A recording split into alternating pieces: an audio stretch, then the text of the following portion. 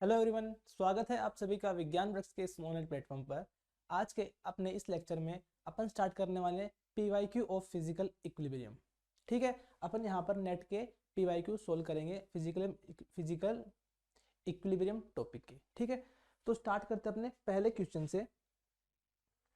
तो ये अपना पहला क्वेश्चन कह रहा है कि जब अपने पास वेपर होंगे मेरे पास वेपर है और मैं उसको ठंडा करूंगा, जब उस पर प्रेशर अप्लाई करूंगा उस पर प्रेशर अप्लाई करूंगा और प्रेशर यहां पर कम होगा किससे? अपने ट्रिपल पॉइंट प्रेशर से यहाँ पे कम प्रेशर अप्लाई करूंगा। जो वेपर है ये किस में कन्वर्ट होंगे? लिक्विफाई होंगे, सोलिडिफाई होंगे, या फिर लिक्विफाई फर्स्ट देन सोलिडिफाई, या फिर रिमेन्स अनचेंज्ड। देखो कैसे करेंगे। देखो मैं मान लेता हूं कि अपने पास कोई प्योर सब्सटेंस है जिसका यहाँ पर जो फेज डायग्राम कुछ इस तरीके से बनेगा,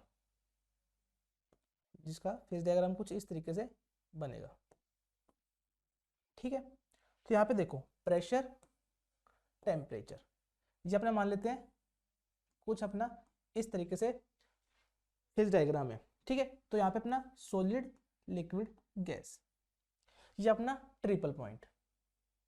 तो कह रहा है कि जब मैं प्रेशर अप्लाई करूंगा less than triple point pressure, मतलब कि जो प्रेशर होगा वो इससे, ये अपना triple point pressure of triple point.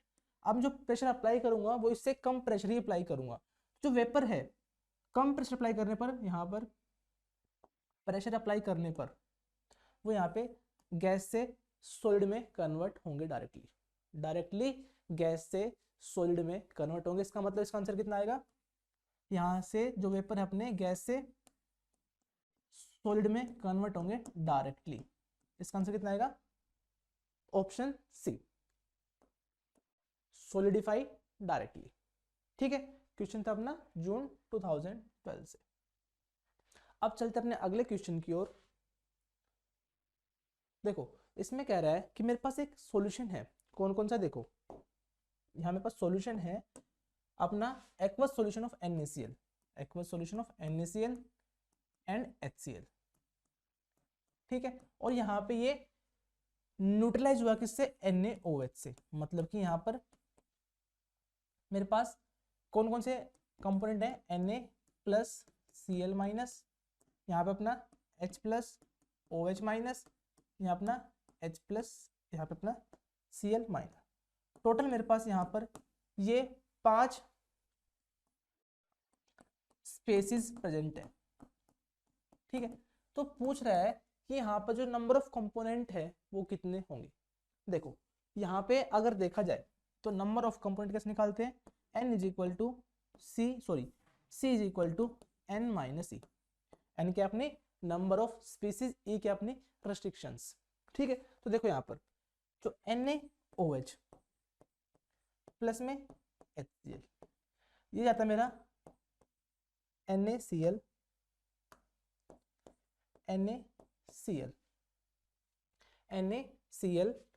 Plus में H2O। तो मेरे पास एक ये रिएक्शन बनती है, और एक रेस्ट्रिक्शन कौन सी है अपने पास? एक तो अपनी जो रिएक्शन की वजह से है, एक अपनी यहाँ पर इलेक्ट्रो न्यूट्रलिटी की वजह से। इसका मतलब जो ई कितनी आएगी अपनी? 2। ई अपनी यहाँ पर कितनी आएगी? 2। यहाँ पर जो ई आएगी वो यहाँ पर 2 आएगी। ठीक है, तो यहाँ पे देखो एन कितना बनेगा? यहाँ पर 5 माइनस में 2 that is equal to 3। 5 minus 2 that is equal to 3। ठीक है, यहाँ पर अपना जो नंबर ऑफ कंपोनेंट है कितने आएंगे? यहाँ पर 3 आएंगे। तो यहाँ पर अपना ऑप्शन सी करेक्ट होगा। अब चलते हैं अपने अगले क्वेश्चन की ओर। देखो क्या कह रहा है मेरे पास यहाँ पर एक H2O2 H2O एंड CO2, ये सब कौन से फेज में? गैस फेज में। ये सब मेरे पास गैस फेज में प्रेजेंट है एक मिक्सचर के रूप में। ठीक है, और यहाँ पे CO2 है, इसके अमाउंट गिवन है, मेरे पास गिवन। तो पूछ रहा है कि जब ये सब इक्विलिब्रियम में होंगे तो उस टाइम पर मेरे पास यहाँ पर डिग्री ऑफ फ्रीडम कितने होंगे, मतलब कि मुझे ऐसे कितने डिग्री ऑफ फ्रीडम यानी कि मुझे ऐसे कितने वेरिएबल चाहिए होंगे जिससे मैं अपना सिस्टम डिफाइन कर सकूं। कैसे निकालेंगे? Degree of freedom is equal to F is equal to C minus P plus 2। C क्या है? नंबर ऑफ कंपोनेंट, पी क्या है? Number of phase. ठीक है, तो यहाँ पे देखो सभी क्या है? गैस फेज में, इसका मतलब गैस अपने होमोजेनियस मिक्सचर बनता है, तो यहाँ पे पी कितना होगा? P is equal to 1। C की बात करूं तो देखो यहाँ पे रिएक्शन है मेरे पास 2H2 प्लस में O2 फॉर्मिंग 2H2। तो यहाँ पे number of component is equal to n minus में E। यहाँ पे n कितने होंगे? 1 2 3 और साथ में पास CO2 गिवन है अलग से, जिसके अमाउंट मेरे पास स्पेसिफाइड है। तो यहाँ पे कितने होंगे n value? n is equal to 4। और E की वैल्यू यहाँ पे कितनी होगी? देखो E एक तो मेरा ड्यू टू इक्विलिब्रियम, एक ड्यू टू मेरा CO2 जिसकी अमाउंट ऑलरेडी गिवन है। तो इसका मतलब यहाँ पे n कितना आएगा? 4 minus 2 that is equal to 2। तो यहाँ पे कंपोनेंट कितना है? 2। तो यहाँ पे 2 minus 1 plus 2 that is equal to 3, that is equal to 3। यहाँ पे अपना आंसर 3 आ जाएगा। तो यहाँ पे अपना जो डिग्री ऑफ फ्रीडम है कितने होंगे? 3। ठीक है, अब चलते हैं अपने अगले क्वेश्चन की ओर। देखो यहाँ मेरे पास कह रहा है कि number of phase, component and degree of freedom यानी कि P, C और F इन तीनों की वैल्यू क्या होगी? किसके लिए? जब हम आर्गन को ऐड करेंगे equilibrium mixture of NO plus में O2 that is forming NO2। इस मिक्सचर के लिए मेरे पास यहाँ पर जो PCF phase, component and degree of freedom है उसकी वैल्यू यहाँ पर क्या होगी? कैसे निकालेंगे? देखो यहाँ मैंने आर्गन को अलग से ऐड किया है, आर्गन को मैंने अलग से ऐड किया है। देखो यहां बात करते हैं फेज की, तो ये भी क्या है? गैस। ये भी क्या है? गैस। ये भी क्या है? गैस। ये भी क्या है? गैस। गैस अपने एक होमोजीनियस मिक्सचर बनाता है, इसलिए यहाँ पर जो नंबर ऑफ फेज कितने होंगे? 1। तो इसका मतलब पी की वैल्यू कितनी आएगी? यहाँ पर पी की वैल्यू मेरे पास 1 आएगी, उस सब में 1 गिवन है। ठीक है, अब बात आती है कंपोनेंट की।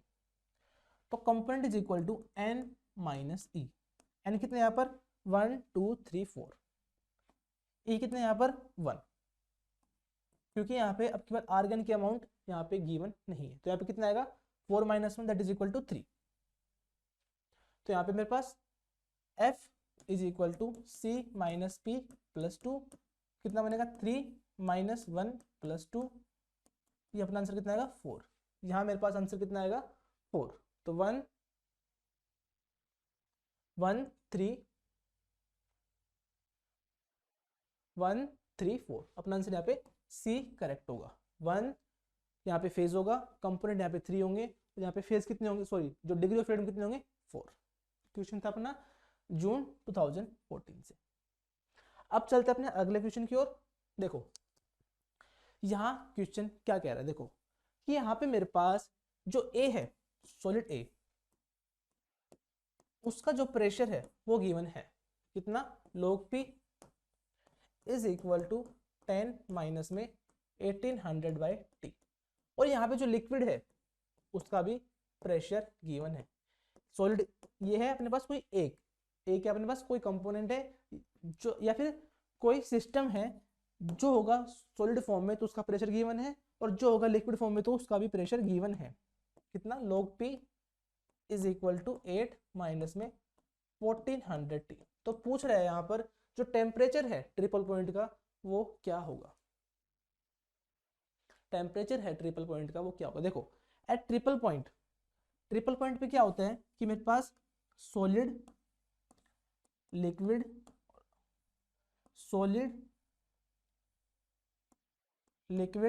और गैस तीनों ही क्या होते हैं मेरे पास? इक्विलिब्रियम में प्रेजेंट होते हैं। इसका मतलब यहाँ पे प्रेशर और टेम्परेचर दोनों ही क्या होते हैं? कांस्टेंट होते हैं। इसका मतलब जो प्रेशर सॉलिड का होगा वही प्रेशर किसका होगा? लिक्विड का। वही प्रेशर किसका होगा? गैस का होगा। तो यहाँ पे दोनों ही प्रेशर है और किससे, सॉलिड फॉर्म के और लिक्विड फॉर्म के प्रेशर गिवन है, तो दोनों क्या होंगे, बराबर होने चाहिए। इसका मतलब इक्वेशन 1 और इक्वेशन 2 दोनों क्या होनी चाहिए, आपस में इक्वल होनी चाहिए। तो क्या बनेगा यहाँ पर 10 माइनस में 1800 by T will be equal to 8 minus में 1400 बाई टी। कितना बनेगा ये बनेगा मेरे पास 2 is equal to 400 by T. कितना बनेगा, T is equal to 200 kelvin. यहाँ पे जो टेम्परेचर आएगा वो आएगा मेरा 200 केल्विन। यहाँ पर जो मेरा टेम्परेचर आएगा वो आएगा 200 केल्विन। ठीक है, और 200 केल्विन आने के बाद यहाँ से मैं अगर प्रेशर पूछ लेता तो हम प्रेशर भी कैलकुलेट कर सकते हैं by putting T is equal to 200। ठीक है, यहाँ से मेरे पास प्रेशर भी आ जाएगा। क्वेश्चन था मेरा दिसंबर 2015 से। होपफुली ये क्वेश्चन भी आपको समझ में आया होगा। तो अब चलते हैं अपने अगले क्वेश्चन की ओर। देखो ये मेरे पास एक सिस्टम गिवन है, मेरे पास एक फेज डायग्राम गिवन है। तो कह रहा है ये फेज डायग्राम पॉसिबल नहीं है फॉर वन कंपोनेंट सिस्टम, ये फेज डायग्राम पॉसिबल नहीं है, नॉट पॉसिबल, नॉट पॉसिबल। तो ऐसा क्यों है, देखो बात कर रहा है वन कंपोनेंट सिस्टम की, तो C minus P plus 2, C minus P plus 2। ठीक है, और यहाँ पे देखो जो अपने पास ट्रिपल पॉइंट है, यहाँ पर मेरे पास चारों फेज जो पॉइंट है इसमें मेरे पास चारों फेज एक साथ एग्जिस्ट कर रहे हैं। इसका मतलब यहाँ P कितना है 4, तो 1 माइनस 4 प्लस 2 कितना बन रहा है -1। -1 वैल्यू पॉसिबल ही नहीं है। इसका मतलब चारों फेज एक साथ को एग्जिस्ट नहीं कर सकते फॉर वन कंपोनेंट सिस्टम। तो ये जो सिस्टम है, जो फेज डायग्राम है, ये पॉसिबल नहीं है। ठीक है, फॉर वन कंपोनेंट सिस्टम। तो ऑप्शन में क्या क्या गिवन है वो देख लेते हैं कि OB हैज नेगेटिव स्लोप। जो OB है, मेरे पास पॉइंट O है, तो OB मतलब कि ये OB हैज नेगेटिव स्लोप, तो नेगेटिव स्लोप हो सकती है, इसके लिए तो इम्पॉसिबल नहीं हो सकता ये फेज डायग्राम। इसका मतलब अपना ऑप्शन है incorrect. OC has positive slope, इससे भी हमारे फेज डायग्राम पर इफेक्ट नहीं पड़ेगा, मतलब कि ये पॉसिबल है अकॉर्डिंग टू दिस, तो ये इनकरेक्ट हो गया। Both OB and OC are linear, OB and OC मतलब कि OB and OC are linear, तो यहाँ पे लीनियरिटी से भी कोई फर्क नहीं पड़ता, तो इसका मतलब अपना ऑप्शन C भी इनकरेक्ट होगा। OB, OC and OD can not coexist given OA। इसका मतलब यहाँ पे कह रहा है चारों एक साथ एग्जिस्ट नहीं कर सकते, ये बात बिल्कुल सही है। इसका मतलब अपना ऑप्शन यहाँ पे D करेक्ट होगा, यहाँ पे अपना ऑप्शन D करेक्ट होगा। फॉर वन कंपोनेंट सिस्टम जो मैक्सिमम फेज एक साथ एग्जिस्ट कर सकते हैं वो है 3, F is equal to C minus P plus 2, तो यहाँ पे 1 माइनस पी प्लस 2, तो यहाँ पे अपना 3 माइनस पी। तो यहाँ पे जो F है वो है मिनिमम अपना 0 हो सकता है, नेगेटिव नहीं हो सकता, तो यहाँ पर P मैक्सिमम अपना मिनिमम P अपना 3, सॉरी जो P है वो अपना मैक्सिमम 3 हो सकता है जो एक साथ एग्जिस्ट करेंगे। ठीक है, क्वेश्चन था अपना जून 2017 से। अब चलते हैं अपने अगले क्वेश्चन की ओर। देखो कह रहा है कि मेरे पास एक फेज डायग्राम है, solid phase diagram of water है। ठीक है, यहां पर solid liquid boundary has negative slope, solid और लिक्विड जब आपस में इक्विलिब्रियम होंगे इसकी स्लोप होगी dp/dt, ये क्या है नेगेटिव है, नेगेटिव है। तो कह रहा है इसका रीजन क्या है, इसका रीजन क्या है। देखो फेज डायग्राम ऑफ वाटर की बात करें, फेज डायग्राम ऑफ वाटर की बात करें तो मेरा फेज डायग्राम कुछ इस तरीके से बनता है, पी टी, ये अपना सॉलिड, ये अपना लिक्विड, ये अपना गैस, ये अपना ट्रिपल पॉइंट, ये अपना triple point that is equal to 0.0098 degree celsius, ये अपना 258 mmHg। ठीक है, प्रेशर। तो यहाँ पे देखो ये मेरे पास जो सॉलिड लिक्विड बाउंड्री है, ये वाली जो स्लोप है, ये नेगेटिव है, ये नेगेटिव स्लोप है। तो कह रहा है ये स्लोप नेगेटिव क्यों होती है? देखो क्यों होती है, dp बाई dt जो अपनी इसकी slope, that is equal to delta H by T delta V, that is equal to volume of liquid minus में वॉल्यूम ऑफ सॉलिड। अब यहाँ पे डेल्टा एच पॉजिटिव होता है जब अपन जाते हैं सॉलिड से लिक्विड में, तो यहाँ मुझे एनर्जी एंथैल्पी देनी पड़ती है ताकि जो सॉलिड है लिक्विड में कन्वर्ट हो जाए। तो इसका मतलब delta H positive, T positive, इसका मतलब जो VL माइनस VS है यही क्या है, नेगेटिव। इसका मतलब क्या है, जो VS है वॉल्यूम ऑफ सॉलिड है अपनी वॉल्यूम ऑफ लिक्विड से ज्यादा है, वॉल्यूम ऑफ सॉलिड है वो वॉल्यूम ऑफ लिक्विड से ज्यादा है। ऑप्शन देख लेते हैं, ऑप्शन किस फॉर्म में गिवन है, डेंसिटी ऑफ सिस्टम कह रहा है कि सबसे डिक्रीज होने पर, यानी 4 ऑप्शन में से ऐसा कौन सा ऑप्शन है जो डिक्रीज होगा, और डिक्रीज होने पर अपनी जो स्लोप है वो नेगेटिव आएगी। तो देखो वॉल्यूम यहाँ पे जा रही है सॉलिड से लिक्विड, तो इसका मतलब वॉल्यूम अपनी डिक्रीज हो रही है, वॉल्यूम अपनी डिक्रीज हो रही है। डेंसिटी की बात करें, डेंसिटी क्या होती है, मास बाय वॉल्यूम। इसका मतलब वॉल्यूम कम डेंसिटी ज्यादा, इसका मतलब जो वॉल्यूम ऑफ लिक्विड है वो अपनी कम है वॉल्यूम ऑफ सॉलिड से, तो इसका मतलब डेंसिटी ऑफ लिक्विड है वो अपनी ज्यादा होगी किससे, डेंसिटी ऑफ सॉलिड से। इसका मतलब डेंसिटी यहाँ पे बढ़ेगी ना कि घटेगी, ठीक है, डेंसिटी अपनी बढ़ेगी जब हम जाएंगे सॉलिड से लिक्विड की तरफ। बी कह रहा है volume of system on melting, इसका मतलब वॉल्यूम क्या होती है, डिक्रीज होती है। यहाँ पर अपना ऑप्शन बी करेक्ट होगा, जो वॉल्यूम है वो डिक्रीज होगी जब हम जाएंगे सॉलिड से लिक्विड की तरफ, यानी कि ऑन मेल्टिंग ऑफ सॉलिड हमारी जो वॉल्यूम है वो डिक्रीज होगी।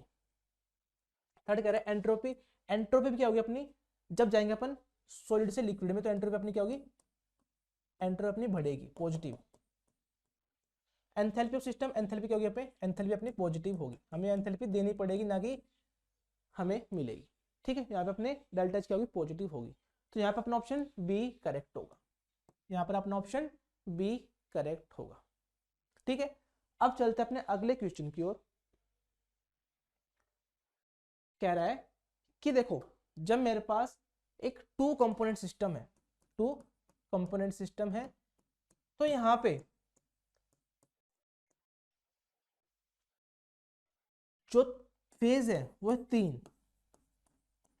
जो मेरे पास एक साथ एग्जिस्ट कर रहे हैं फॉर ए 2 कंपोनेंट सिस्टम, तो उसके लिए यहाँ पे डिग्री ऑफ फ्रीडम कितनी होंगी, कैसे निकालेंगे, F is equal to C minus P plus 2, C यहाँ पे है 2, पी है अपना 3 प्लस में 2, कितना बनेगा यहाँ पर 1, डिग्री ऑफ फ्रीडम कितना बनेगा यहाँ पर, अपना आंसर यहाँ पे 1 आएगा। क्वेश्चन था अपना जून 2021 से। अब चलते अपने अगले क्वेश्चन की ओर कि यहाँ पर मैक्सिमम नंबर ऑफ फेज जो एग्जिस्ट कर सकते हैं फॉर 1 कंपोनेंट सिस्टम, यह भी देखा था अपन ने, आंसर 3 आया था इसका, F is equal to C minus P plus 2, तो यहाँ पे फॉर 1 कंपोनेंट सिस्टम कितना बनेगा, 3 माइनस पी, और F की वैल्यू कितनी हो सकती है, मिनिमम 0, तो यहाँ पे P कितना बन सकता है अपने मैक्सिमम 3। इसका मतलब यहाँ पे अपने 3 फेज एक साथ एग्जिस्ट कर सकते हैं मैक्सिमम फॉर 1 कंपोनेंट सिस्टम, तो यहाँ पर अपना आंसर कितना होगा 3। क्वेश्चन था अपना जून 2021 से। अब चलते हैं अपने अगले क्वेश्चन की ओर। मेरे पास एक फेज डायग्राम गिवन है for a 1 component system, for a 1 component system, तो यहाँ पे देखो मेरे पास अलग अलग पॉइंट गिवन है, मेरे पास यहाँ पे अलग अलग पॉइंट गिवन है A, B, C और D। तो पूछ रहे हैं यहाँ पर A, B, C, D पर जो डिग्री ऑफ फ्रीडम है वो कितने हैं। फॉर्मूला सेम है, F is equal to C minus P plus 2, कैसे निकालेंगे, देखो F is equal to C minus P plus 2 for 1 component system, C की value 1 minus P plus 2 that is equal to 3 minus P. तो हमें यहाँ पे सिर्फ और सिर्फ फेज पहचानने होंगे at point A B C D. तो देखो अगर बात करूँ पॉइंट ए की, तो एक पॉइंट पर यहाँ पर सिर्फ और सिर्फ यहाँ पे देखो फेज ए है, फेज बी यहाँ पे देखो ये जो एरिया है ये यहाँ पर एक फेज है, इसके अंदर एक फेज है, इसके अंदर एक फेज है, इसके अंदर एक फेज है, यहाँ पे एक फेज है। तो यहाँ मेरे पास टोटल अलग अलग फेज है। ठीक है, तो देखो यहाँ पर ए पर सिर्फ और सिर्फ अपना सिंगल फेज प्रेजेंट है। इसका मतलब जो पॉइंट एट पॉइंट ए जो डिग्री ऑफ फ्रीडम है कितने होंगे, f is equal to 3 minus 1 that is equal to 2। At point B पर देखो यहाँ पर ए मेरे पास अलग अलग, देखो ए पर ए के लिए अपना कौन सा हो गया, देखो ये यहाँ पर मेरे पास एक तो एरिया कौन सा है जो रेड में कवर है ये, ठीक है, एक मेरे पास जो ब्लू में है ये, और एक मेरे पास जो अपना ब्लैक में है ये। मेरे पास यहाँ पे टोटल 3 फेज प्रेजेंट है एट पॉइंट बी, जिसका मतलब f is equal to 3 minus में 3 that is equal to 0। At point C point पर मेरे पास यहाँ पे टोटल 3 फेज प्रेजेंट है, जो मैं दिखा रहा हूँ इस कलर से, ब्लू ब्लैक ग्रीन। तो इसका मतलब यहाँ पे कितने होंगे, f is equal to 3 minus 3 that is equal to 0, 2 0 0। तो 2 0 0 जो फिलहाल अपने एक ही ऑप्शन में गिवन है, इसका मतलब अपना ऑप्शन यहाँ पे ए करेक्ट होगा। डी पर भी देख लेते हैं। डी पे मेरे पास देखो यहाँ पे 2 फेज कवर है, एक ये और एक मेरा ये, ठीक है। तो यहाँ अपना 2 फेज है, सॉरी यहाँ पे अपना ब्लैक कलर दिखा रखा है मैंने ऑलरेडी, ब्लैक कलर, तो ग्रीन और ब्लैक कितना होगा यहाँ पे, f is equal to 3 minus में 2 दैट इज इक्वल टू 1। तो 2 0 0 1 2 0 0 1 यहाँ पे अपना ऑप्शन ए करेक्ट होगा। यहाँ पर अपना ऑप्शन ए करेक्ट होगा। इस क्वेश्चन में खास बात आपको पता होनी चाहिए कि कौन सा पॉइंट पर कितने फेज प्रेजेंट है, कौन से पॉइंट पर कितने फेज प्रेजेंट है। क्वेश्चन था अपना जून 2023 से, ठीक है। तो अब चलते अगले क्वेश्चन की ओर, कि यहाँ पे पूछ रहा है कि करेक्ट ऑर्डर ऑफ स्लोप, जो स्लोप का है वो करेक्ट ऑर्डर क्या होगा। यहाँ पर देखो correct order of slope for P versus T for phase boundary, देखो क्या होता है यहाँ पर, स्लोप है वो आती है अपनी dP बाई dt से, that is equal to delta H by T delta V। तो यहाँ पे स्लोप है वो डिपेंड करेगी इन फैक्टर पर, स्लोप है वो डिपेंड करेगी delta H by T delta V पर। तो देखो एक अपना है सॉलिड से लिक्विड, एक अपना है लिक्विड से गैस, एक अपना है गैस से सॉलिड से गैस। डेल्टा H इसके लिए पॉजिटिव होगी, डेल्टा H इसके लिए पॉजिटिव होगी, डेल्टा H इसके लिए भी पॉजिटिव होगी, ठीक है। लेकिन यहाँ पे देखो जो डेल्टा H सबसे ज्यादा किसके लिए होगी, सबसे ज्यादा डेल्टा H यहाँ पर होगी किसके लिए, इसके लिए जो डेल्टा H3 है, डेल्टा H3 यहाँ पर सबसे ज्यादा होगी। या फिर लिखना चाहूँ ऐसे तो मैं ऐसे लिख सकता हूँ कि डेल्टा H3 सबसे ज्यादा, उसके बाद अपनी डेल्टा H1, उसके बाद अपनी डेल्टा H2, डेल्टा H2, ये होगी अपनी डेल्टा H का ऑर्डर। अब बात करें स्लोप की, तो वो लिखो वॉल्यूम कितनी होगी, वॉल्यूम ऑफ डेल्टा V, मतलब कि वॉल्यूम 2 माइनस में वॉल्यूम 1। अब volume of solid minus volume of liquid, या फिर वॉल्यूम ऑफ लिक्विड माइनस में वॉल्यूम ऑफ सॉलिड, ये क्या होगी, सबसे कम होगी, क्योंकि दोनों वॉल्यूम क्या है लगभग सेम होगी। तो यहाँ पे मेरे को सब डिफरेंस सबसे कम देखने को मिलेगा। तो यहाँ पे जो स्लोप है, जो स्लोप आती है मेरी, स्लोप फॉर सॉलिड से लिक्विड, ये क्या होगी, सबसे ज्यादा होगी। यहाँ पे क्यों होता है, क्योंकि जो डेल्टा V है यहाँ पे मिनिमम होता है, इसलिए यहाँ पे सबसे ज्यादा स्लोप आती है मेरी सॉलिड से लिक्विड के लिए। उसके बाद जो मेरी देखो अपना ऑप्शन यहाँ पे, जो यहाँ पे मेरे पास सॉलिड से जो अपनी डेल्टा जिसकी ज्यादा होगी, उसके बाद डेल्टा H जिसकी ज्यादा होगी, उसकी स्लोप मेरी दूसरी ज्यादा आएगी। क्योंकि उसके बाद देखो जो वॉल्यूम है क्या है, लिक्विड से गैस, इसका मतलब वॉल्यूम ऑफ गैस माइनस में वॉल्यूम ऑफ लिक्विड। दूसरा है गैस सॉलिड से गैस, इसका मतलब वॉल्यूम ऑफ गैस माइनस में वॉल्यूम ऑफ सॉलिड। तो यहाँ पे दोनों में ही वॉल्यूम ऑफ गैस है बहुत बहुत हाई है वॉल्यूम ऑफ लिक्विड या वॉल्यूम ऑफ सॉलिड, इसका मतलब जो वॉल्यूम है लगभग दोनों में सेम है। तो यहाँ पे जो फैक्टर डिसाइड करेगा वो करेगा डेल्टा एच, और डेल्टा एच हमें पता है सॉलिड से लिक्विड की ज्यादा होती है comparison to liquid to gas, comparison to liquid to gas. तो यहाँ पे जो स्लोप है मेरी कितनी बनेगी, इसकी सबसे ज्यादा स्लोप लिक्विड से सॉलिड से लिक्विड, उसके बाद स्लोप लिक्विड से गैस, उसके बाद मेरी स्लोप आएगी अपनी सॉलिड से, एक सेकेंड, यहाँ पे अपना स्लोप आएगी अपनी दूसरी सॉलिड से गैस, दूसरी अपनी स्लोप लिक्विड से गैस। तो यहाँ पे अपना जो फैक्टर होगा स्लोप सबसे ज्यादा किसकी होगी, सॉलिड से लिक्विड की, सॉलिड से लिक्विड की, इसकी स्लोप सबसे ज्यादा। तो यहाँ पे मेरा जो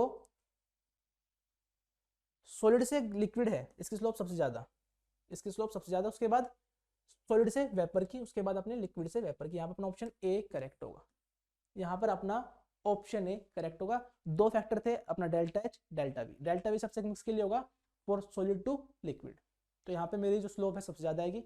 उसके बाद बच गया अपना सॉलिड से गैस लिक्विड से गैस, सॉलिड से गैस जाने के लिए यहाँ पे जो डेल्टा एच है सबसे ज्यादा होगी, तो इसके लिए जो सेकंड नंबर पे स्लोप आएगी वो आएगी सॉलिड से गैस के लिए, यानी सब्लिमेशन कर्व के लिए। ठीक है, तीसरे नंबर पे आएगी मेरी लिक्विड टू गैस यानी वेपराइजेशन कर्व के लिए। तो यहाँ पर अपना आंसर ए करेक्ट होगा, यहाँ पर अपना आंसर ए करेक्ट होगा। अब चलते अपने अगले क्वेश्चन की ओर।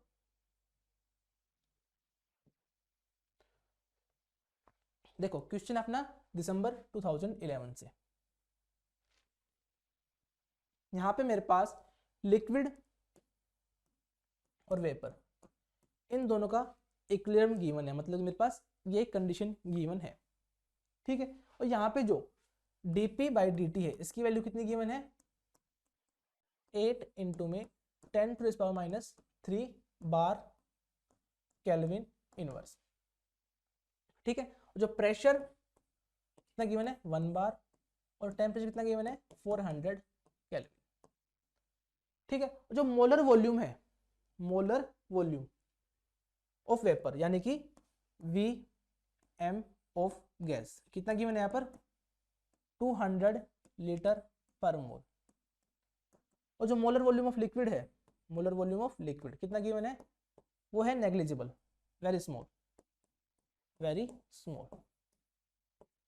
तो पूछ रहा है यहाँ पर एंथैल्पी ऑफ वेपराइजेशन कौन सी होगी, कितनी होगी, कैसे निकालेंगे, कितने में निकालना है, यह निकालना है अपने को किलोजूल पर मोल। कैसे निकालेंगे, देखो कि dp/dt is equal to delta H by T delta we.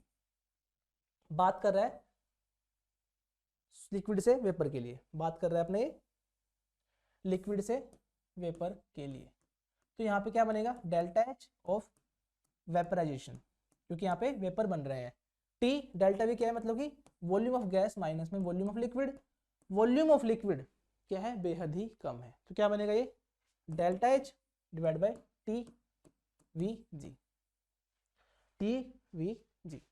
ठीक है, और यहाँ पे मेरे पास जो वेपर है वो है, जो मोलर वॉल्यूम है गिवन कितनी है वो 200 लीटर पर मोल, जो Vg है मेरे पास वो कितनी है 200 लीटर पर मोल। इसका मतलब 1 मोल मेरा ऑक्यूपाई करेगा 200 लीटर, 1 मोल मेरा ऑक्यूपाई करेगा 200 लीटर। हम बात कर रहे हैं 1 मोल के लिए, तो वॉल्यूम कितनी आएगी यहाँ पे delta H by T into में 200। ठीक है, टी कितना आएगा यहाँ पर, तो टी है मेरा यहाँ पर 400 केल्विन, 400 केल्विन। टी अपना कितना आएगा delta H divide by 400 kelvin into में 200। ठीक है, अब यहाँ पे जो dp/dt है कितना गिवन है, वो है मेरे पास डेल्टा एच बाय 8 इंटू में 10⁻⁴ इज इक्वल टू कितना गिवन है 8 इंटू में 10⁻³ 8 इंटू में 10⁻³ bar kelvin inverse. Bar kelvin inverse किस में आएगा? ये आएगा मेरा लीटर केल्विन। तो delta H will be equal to 8 × 8 into में 10 बार लीटर ठीक है। तो कितना बनेगा ये? 64 जीरो। और देखो हमें आंसर निकालना है किलो जूल पर मोल में, किलो जूल पर मोल। और हमें पता है कि 1 bar litre is equal to 100 joule. कैसे निकालेंगे? जब मैं बार लीटर को आर से मल्टीप्लाई आर से डिवाइड करूंगा, ऊपर आर रखूंगा इसमें जूल में, तो बार लीटर 8.314 जूल पर मोल पर केल्विन।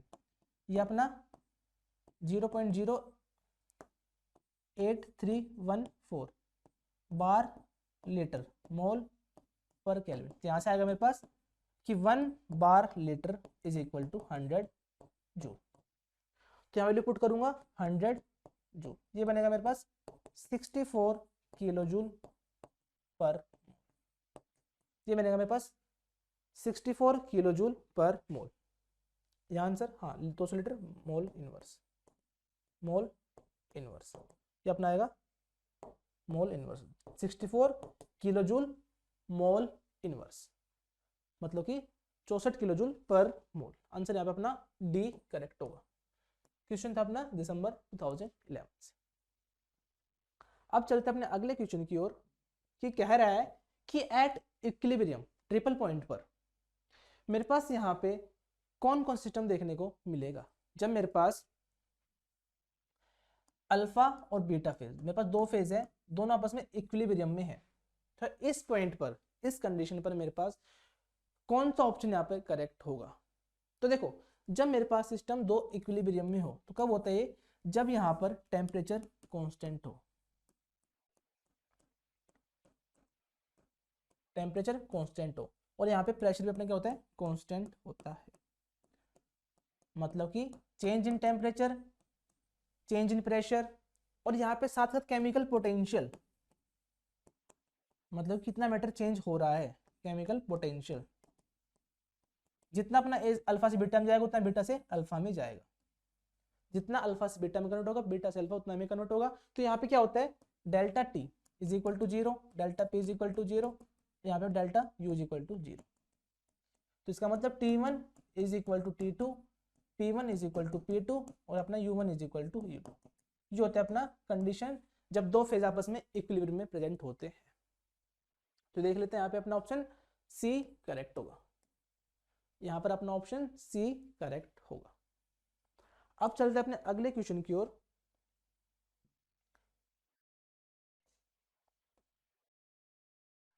यहां मेरे पास एक फेज डायग्राम गिवन है, ठीक है, और तीनों फेज इसमें उनकी यहाँ पे जो स्लोप है वो भी मेरे पास गिवन है, ठीक है। जो यहाँ पे मेरे पास OA है और मेरे पास AC है और यहाँ पर AB है। OA कितनी है यहाँ पर? 10π/4। AC कितनी है मेरे पास? 10π/6। AB कितनी है मेरे पास? 10π/3। 10π/3 ये मेरे पास स्लोप की वैल्यू गिवन है, ठीक है। तो पूछ रहे हैं यहाँ पर जो डेल्टा एच है, डेल्टा एच मेरे पास गिवन है, मेल्टिंग पॉइंट गिवन है और डेल्टा एच गिवन है। मेल्टिंग पॉइंट कितना अपने यहाँ पे? Tm that is equal to 300 kelvin, और डेल्टा एच है वो कितनी गिवन है? 3 किलो जूल पर मोल। तो पूछ रहे हैं यहाँ पे चेंज इन वॉल्यूम है वो कितनी होगी? कैसे निकालेंगे? देखो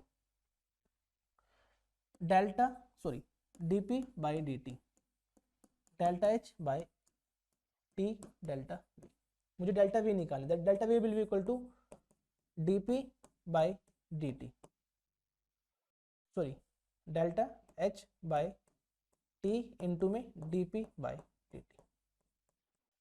तो देखो जो डेल्टा एच यहाँ पे गिवन है मेरे पास किसके लिए? मेल्टिंग पॉइंट के लिए, और जो वॉल्यूम निकालने वो निकालने मेल्टिंग के लिए, मेल्टिंग के लिए। तो यहाँ पे कैसे निकालेंगे, देखो delta V is equal to, delta कितना गिवन है यहाँ पे 3 किलो जूल यानी कि जूल पर मोल। T है मेरे पास यहाँ पे 300 केल्विन शायद, हाँ 300 केल्विन। dP बाई dt हमें निकालने मेल्टिंग कर्व के लिए, देखो ये है अपना सॉलिड लिक्विड गैस, तो ये होगा अपना मेल्टिंग कर्व, ये अपना मेल्टिंग कर्व।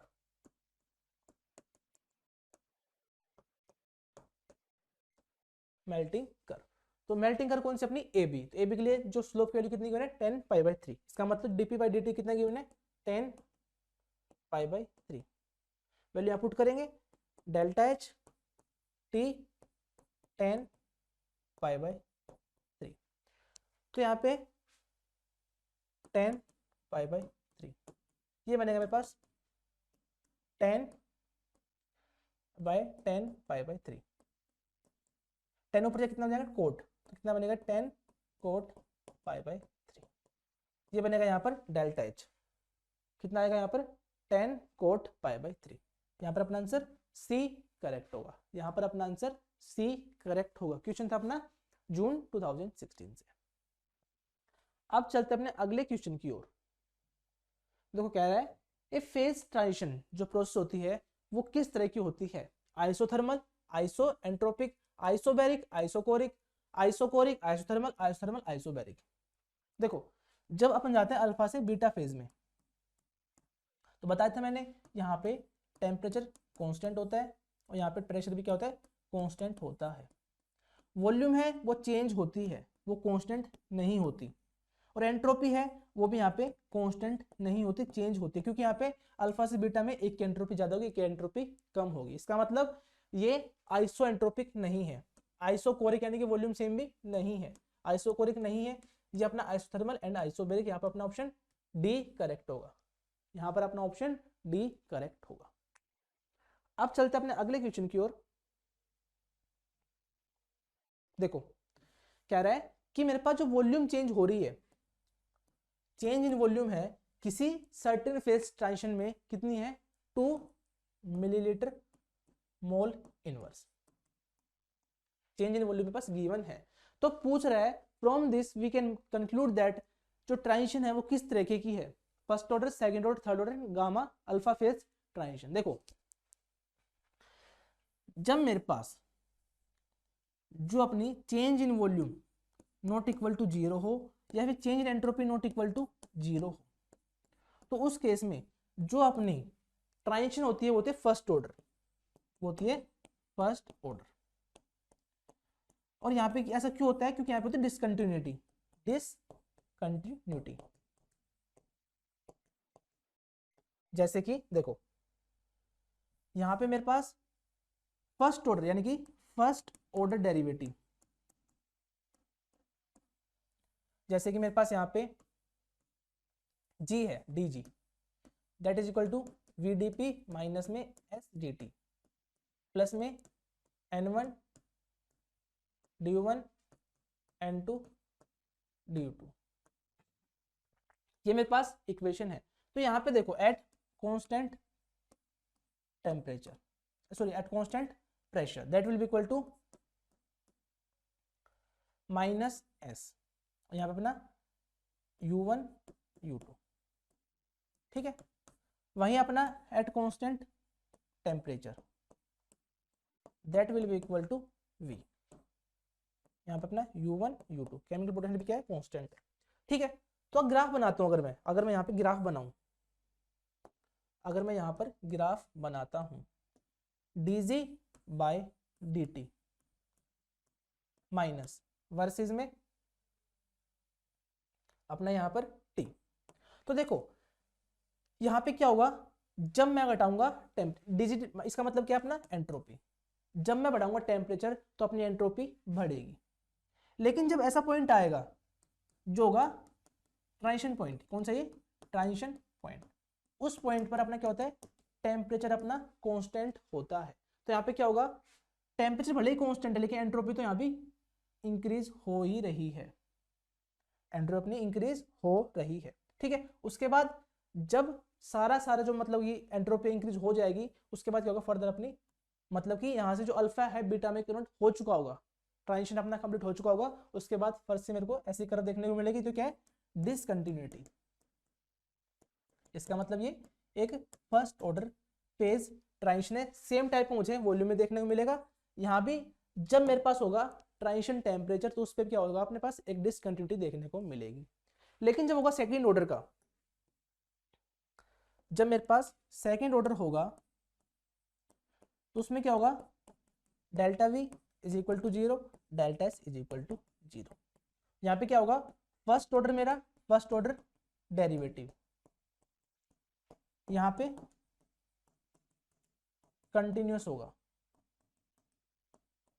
जबकि सेकेंड ऑर्डर डेरिवेटिव यहाँ पे क्या होगा डिसकंटिन्यूअस। डिसकंटिन्यूअस एग्जांपल की बात करूं जैसे G वर्सेस T, ठीक है। तो यहाँ पे मेरे पास चेंज इन वॉल्यूम क्या था नॉट इक्वल टू जीरो, क्योंकि यहाँ पे चेंज इन वॉल्यूम गिवन है 2 मिलीलीटर पर मोल, इसका मतलब क्या है फर्स्ट ऑर्डर फेज ट्रांजिशन। यहाँ पे अपना आंसर आएगा first order transition, first order transition, ठीक है। अब चलते हैं अपने अगले क्वेश्चन की ओर। कह रहा है कि मेरे पास देखो दो इनकंप्रेसिबल फेज है, दो इनकंप्रेसिबल मतलब कि जिसको हम कंप्रेस ना कर सके, ऐसे मेरे पास फेज प्रेजेंट है इनकंप्रेसिबल। जैसे अपना एग्जांपल के तौर पे सॉलिड और लिक्विड, ये क्या है लेस कंप्रेसिबल या इनकंप्रेसिबल, ठीक है। तो कह रहा है इसके रिगार्डिंग यहाँ पे कौन सा ऑप्शन करेक्ट है। ऑप्शन है मेरे पास कि ट्रांजिशन है वो इंडिपेंडेंट होती है प्रेशर के, और जाहिर सी बात है जब मेरे पास सॉलिड और लिक्विड है इन पे प्रेशर का इफेक्ट पड़ ही नहीं रहा तो ये भी क्या होगी प्रेशर से इंडिपेंडेंट ही होगी, तो ये बात बिल्कुल करेक्ट है। दूसरा कह रहा है जो ट्रांजिशन है वो इंडिपेंडेंट होती है टेम्परेचर के, इंडिपेंडेंट होती है टेम्परेचर के। देखो यहाँ पे मेरे पास जो टेम्परेचर है उसका फर्क पड़ेगा, टेम्परेचर होता कांस्टेंट है लेकिन अलग अलग टेम्परेचर मेरे पास अलग अलग तरह का यहाँ पे रेट देखने को मिलेगा, अलग अलग रेट देखने को मिलेगा। जैसे कि यहाँ पे टेम्परेचर हाई होगा, टेम्परेचर हाई होगा, अगर यहाँ पे है ये एंडोथर्मिक, ये है एंडोथर्मिक, तो मुझे यहाँ पे फॉरवर्ड डायरेक्शन देखने को मिलेगी। अगर यहाँ पे टेम्परेचर कम होगा तो मेरे पास डायरेक्शन बैकवर्ड देखने को मिलेगी, ठीक है। इसका मतलब अपना ऑप्शन बी इनकरेक्ट है। सी कह रहा है entropy of such transition is always zero, ये बात इनकरेक्ट है। अगर मैं जाऊंगा सॉलिड से लिक्विड में तो मेरे पास एंट्रोपी हमेशा बढ़ती हुई दिखेगी, अगर सिस्टम कोई अलग भी है तो अभी चेंज इन एंट्रोपी हमेशा देखने को मिलेगा। तो मेरे पास ऑप्शन सी भी इनकरेक्ट हो गया। ऑप्शन डी कह रहा है एंथैल्पी है वो नॉन जीरो होगी, ये बात इनकरेक्ट है। एंथैल्पी हमेशा हमें देनी मिलेगी या फिर हमें मिलेगी, तो इसका मतलब अपना यहाँ पर जो स्टेटमेंट ए है वो यहाँ पे करेक्ट है। क्वेश्चन था मेरा नेट दिसंबर 2018 से। अब चलते हैं अपने अगले क्वेश्चन की ओर।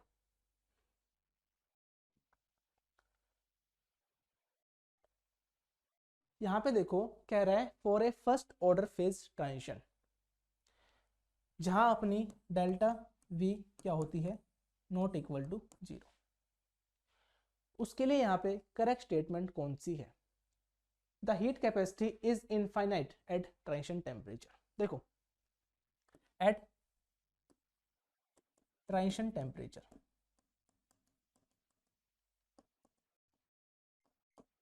जो डेल्टा टी क्या होता है अपना जीरो होता है, और जो हीट कैपेसिटी है वो क्या होती है सीवी या CP, that is equal to Q by T T.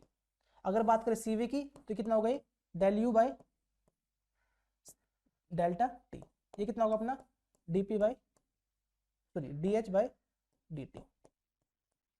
तो अगर डेल्टा टी जीरो है इसका मतलब सीवी क्या होगा अपना 1/0 या फिर डेल्टा यू बाय जीरो, इसका मतलब इनफाइनाइट, वहीं अपना सीपी क्या होगा इनफाइनाइट। तो एट ट्रांजिशन टेम्परेचर जो अपनी हीट कैपेसिटी है ये होती है इनफाइनाइट, अपनी हीट कैपेसिटी क्या होती है इनफाइनाइट। तो अपने यहाँ पर अपना ऑप्शन ए करेक्ट होगा, जो अपनी हीट कैपेसिटी है वो क्या होती है इनफाइनाइट। यहाँ पे बोल रहा है फाइनाइट इनकरेक्ट हो गया, यहाँ बोल रहा है जीरो ये भी इनकरेक्ट हो गया, यहाँ कह रहा है फाइनाइट ये भी अपना इनकरेक्ट हो गया। तो यहाँ पर अपना ऑप्शन ए करेक्ट होगा। इनफाइनाइट। अब चल रहे हैं अपने अगले क्वेश्चन की ओर। कह रहा है मेरे पास कि येलो फॉस्फोरस है, फॉस्फोरस येलो, वो कन्वर्ट हो रहा है किसमें, फॉस्फोरस रेड। तो यहां पे कह रहा है कि entropy delta S and delta we, volume do not change, मतलब कि यहाँ पे चेंज नहीं हो रही, मतलब कि S1 और S2 दोनों ही बराबर है, या फिर V1 और V2 दोनों ही बराबर है। तो ये जो फेज ट्रांजिशन है कौन से ऑर्डर का होगा, हमें पता था जब वॉल्यूम और एंट्रोपी चेंज ना हो ये होता अपना सेकंड ऑर्डर का फेज रिएक्शन, फेज ट्रांजिशन। तो यहाँ पे अपना ऑप्शन बी करेक्ट होगा। क्वेश्चन था मेरा जून 2021 से। अब चलते हैं अपने अगले क्वेश्चन की ओर। कह रहा है ड्यूरिंग फेज ट्रांजिशन सॉलिड से हम जा रहे हैं किसी अनदर फेज में, सॉलिड से जा रहे हैं हम किसी अनदर फॉर्म में, हम बी मान लेते हैं, अपने पास सॉलिड था हम चले गए बी फॉर्म में, ठीक है। तो यहाँ पे जो चेंज इन वॉल्यूम है, मोलर वॉल्यूम चेंज कितना गिवन है, 1 सेंटीमीटर क्यूब पर मोल, ये प्रेशर के इंडिपेंडेंट है। और change in Gibbs free energy delta G मेरे पास गिवन है, दैट इज इक्वल टू, हाँ ये मुझे निकालनी है, ये मुझे निकालनी है। और हमने यहाँ प्रेशर बढ़ाया है P1 से P2 की ओर। P1 अपना कितना है 1 बार, P2 है मेरा 3 बार। तो मुझे निकालनी है यहाँ पे delta G Gibbs free energy in joule per mole. कैसे निकालेंगे देखो, यहाँ मेरे पास गिवन क्या है, चेंज इन मोलर वॉल्यूम और चेंज इन प्रेशर। तो देखो जो डेल्टा जी है, डेल्टा जी ये होता अपना Vm, अपना यहाँ पे P1 P2 माइनस में P1। कैसे निकाला अपन ने ये देखो, हम बात करते हैं G is equal to V dP minus में S dt dg, ठीक है। और यहाँ पे अपना N1 du1 so on, ठीक है। तो हम बात करें eight constant temperature, eight constant temperature, ठीक है, एट कांस्टेंट टेम्परेचर। तो यहाँ पे जो dt है क्या होगा 0, तो dg will be equal to V dP at constant temperature. तो यहाँ पर अगर बात करूं पर मोल की टर्म में, dg by dN1 will be equal to V by dP by कितना बनेगा ये, तो ये बन जाएगा मेरे पास Vm dP, change in molar volume मतलब कि वॉल्यूम पर मोल dP। तो यहाँ पे अगर dN कितना है 1 है तो कितना बन जाएगा, dg will be equal to यानी delta G will be equal to Vm P2 minus P1। dP का मतलब क्या है, change in pressure. Value put कर देंगे यहाँ पर, delta G will be equal to Vm कितना गिवन है मेरे पास, Vm गिवन है मेरे पास यहाँ पर 1 सेंटीमीटर क्यूब पर मोल, सेंटीमीटर क्यूब पर मोल। P2 माइनस P1 कितना गिवन है यहाँ पे 3 माइनस 1 बार, कितना बन गया ये 2 सेंटीमीटर क्यूब बार। अब देखो जो अपनी हमसे आंसर पूछा गया है किसमें, हमसे यहाँ पे आंसर पूछा गया है जूल पर मोल में। तो देखो हमें पता है 1 bar litre is equal to 100 joule. तो लीटर क्या होता है, decimetre cube is equal to litre. तो 1 centimetre cube, 1 centimetre is equal to 10 to the power minus 1 decimetre. तो 1 centimetre cube will be equal to 10 to the power minus 3 decimetre cube. क्या लिखेंगे इसको, 2 into में 10 to the power minus 3 litre bar. 1 litre bar is equal to 100 joule, 2 into में 10 to the minus 3 into में 100 joule. कितना बनेगा ये, joule per मोल, joule per मोल, पर मोल कितना बनेगा ये 0.2 जूल पर मोल। ये होगा मेरे यहाँ पे आंसर 0.2, यानी कि 2 इंटू में 10 to the power minus 1, 2 into में 10 टू द पावर माइनस 1 यहाँ पे क्या होगा, करेक्ट आंसर होगा। क्वेश्चन था मेरा जून 2022 से। अब चलते अपने अगले क्वेश्चन की ओर। देखो कह रहा है मेरे पास जो ट्रिपल पॉइंट प्रेशर है ABCD, अलग अलग सब्सटेंस के लिए मेरे पास यहाँ पे गिवन है, अलग अलग सब्सटेंस के लिए यहाँ पे बी सी डी, मेरे पास यहाँ पे 4 सब्सटेंस है और उनका ट्रिपल पॉइंट प्रेशर कितना है यहाँ पर, ट्रिपल पॉइंट प्रेशर कितना है यहाँ पर 0.2, 0.5, 0.8 एंड 1.2 किसमें, बार में। तो कह रहा है कि अगर मैं इनको सबलाइम करना चाहूं अंडर स्टैंडर्ड कंडीशन, मतलब कि यहाँ पे 1 बार एंड रूम टेम्परेचर,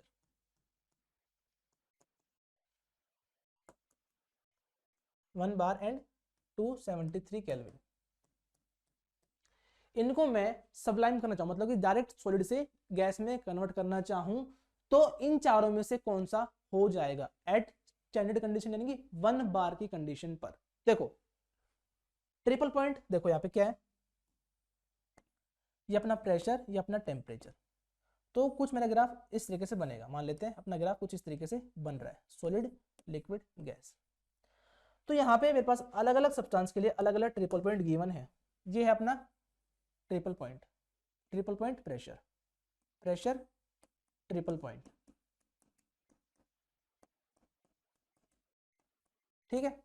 और कह रहा है कि बिना कुछ किए अपने आप ये सॉलिड से गैस में कन्वर्ट हो जाए, जैसे अपना कैम्फर कबूर हो जाता है। तो देखो ट्रिपल पॉइंट जितना ज्यादा होगा, ट्रिपल पॉइंट यहाँ पे अगर अपने स्टैंडर्ड टेम्परेचर से, स्टैंडर्ड प्रेशर से ज्यादा होगा, तो वो ऑर्डिनरी कंडीशन में भी वो कन्वर्ट हो जाएगा अपने डायरेक्ट सॉलिड से गैस में। देखो यहाँ पे अगर ये होगा 1 बार से ज्यादा, 1 ग्रेटर देन 1 बार, ठीक है। तो 1 बार पर कहीं ना कहीं प्रेशर यहाँ पे लाई करेगा, कहीं ना कहीं प्रेशर अपना यहीं पे लाई करेगा। तो इस प्रेशर में क्या होगा, अपना डायरेक्ट अपन सॉलिड से गैस में कन्वर्ट हो जाएंगे, डायरेक्ट अपन सॉलिड से गैस में कन्वर्ट हो जाएंगे। इसका मतलब प्रेशर है ट्रिपल पॉइंट का वो 1 बार से ज्यादा होना चाहिए। तो 1 बार से ज्यादा अपने ऑप्शन डी में गिवन है, यानी कि अपने सब्सटेंस डी में है, तो यहाँ पर अपना ऑप्शन डी करेक्ट होगा, यहाँ पर अपना ऑप्शन डी करेक्ट होगा। अगर triple point pressure standard pressure से ज्यादा है तो ऑर्डिनरी कंडीशन में वो अपने आप ही सबलाइम हो जाएगा बिना कुछ छेड़खानी किए।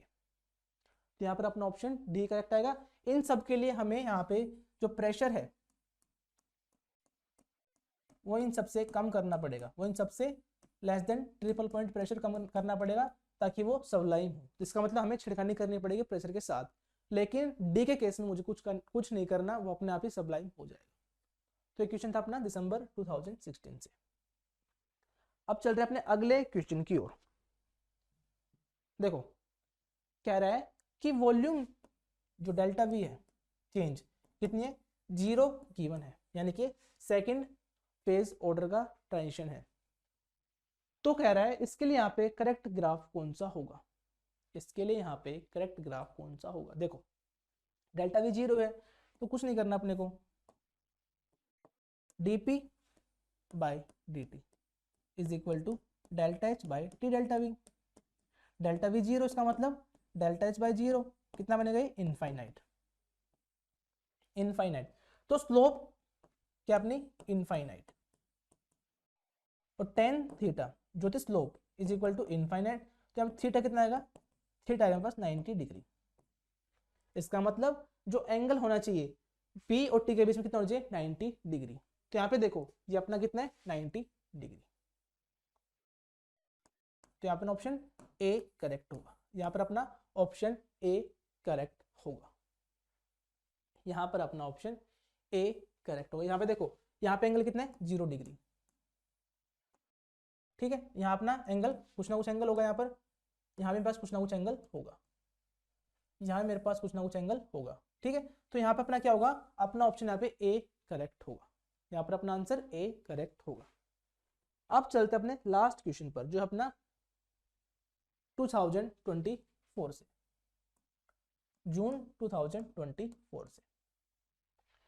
देखो यहाँ मेरे पास जो हेक्सेन है वो गिवन है कितना, 0.6 मोल, टोटल जो मिक्सर में प्रेजेंट है 0.6 मोल, और जो नाइट्रोबेंजीन है वो गिवन है मेरे पास कितना, 0.4 मोल। ये इनिशियली मिक्सचर में प्रेजेंट है, present in mixture, present in mixture. ठीक है, तो यहां पे पूछ रहा है कि अपने पास दो फेज है अल्फा एंड बीटा। अल्फा अपना हेक्सेन रिच, अल्फा अपना हेक्सेन रिच, मतलब अल्फा फेज में हेक्सेन ज्यादा है और बीटा फेज में अपना नाइट्रोबेंजीन ज्यादा है, नाइट्रोबेंजीन ज्यादा है। ठीक है, तो पूछ रहा है एट, जब मेरे पास यहां पर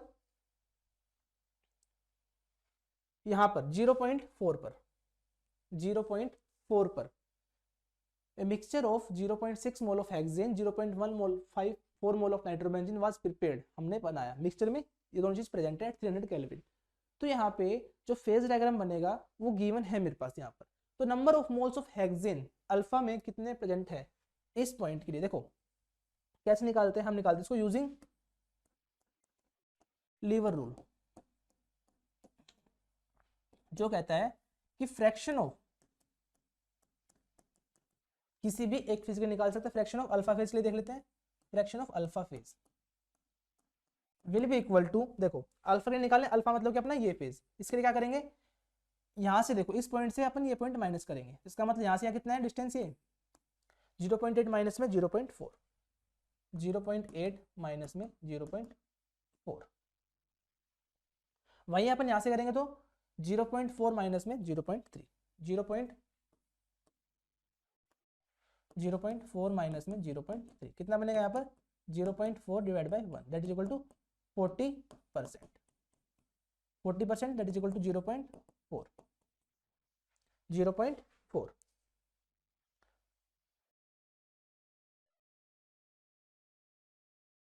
सॉरी 0.8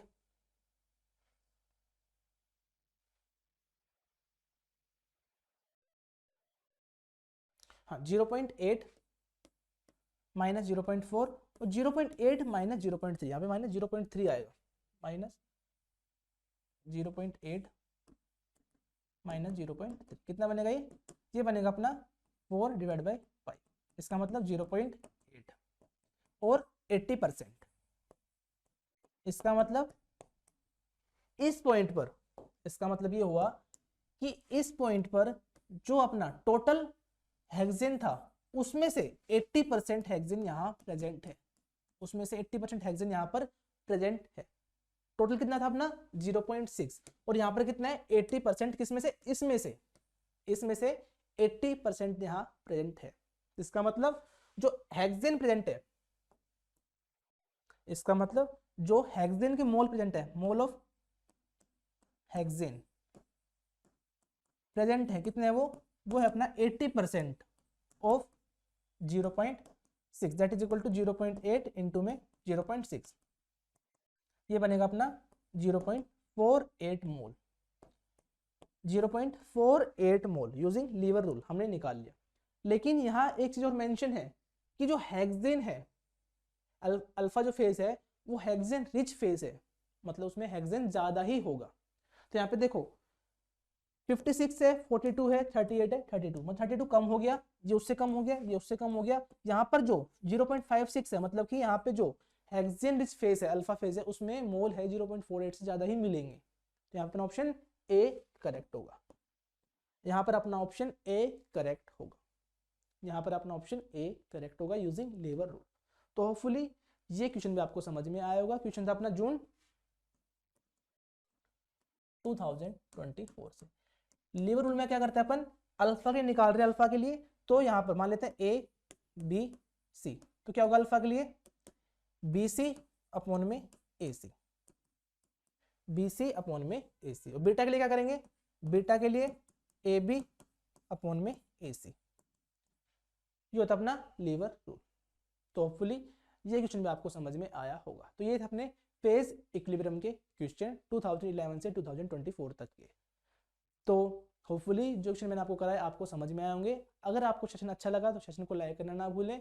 अगर आप चैनल पर नए हैं तो चैनल को सब्सक्राइब करना भी ना भूलें। तो मिलते हैं किसी नेक्स्ट लेक्चर में किसी नए टॉपिक के साथ, तब तक के लिए बाय बाय, थैंक यू।